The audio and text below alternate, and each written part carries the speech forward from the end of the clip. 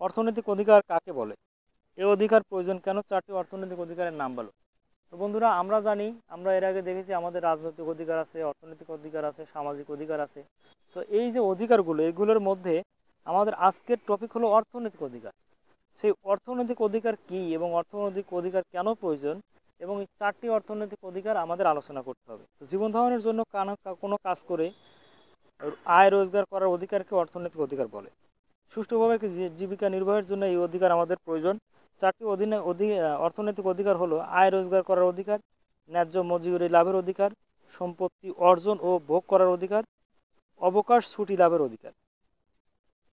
তাহলে কি? আয় রোজগার করার অধিকার, ন্যায্য মজুরি লাভের অধিকার, সম্পত্তি অর্জন ও ভোগ করার অধিকার, অবকাশ ছুটি লাভের অধিকার। তো বন্ধুরা, এই ছিল আমাদের আজকের ভিডিও। আশা করি ভিডিওটা অবশ্যই ভালো লেগেছে। সবাইকে রিকোয়েস্ট করবো, যারা আমার চ্যানেলকে এখনও সাবস্ক্রাইব করো নাই, প্লিজ সাবস্ক্রাইব মাই চ্যানেল। আল্লাহ হাফেজ, আসসালামু আলাইকুম।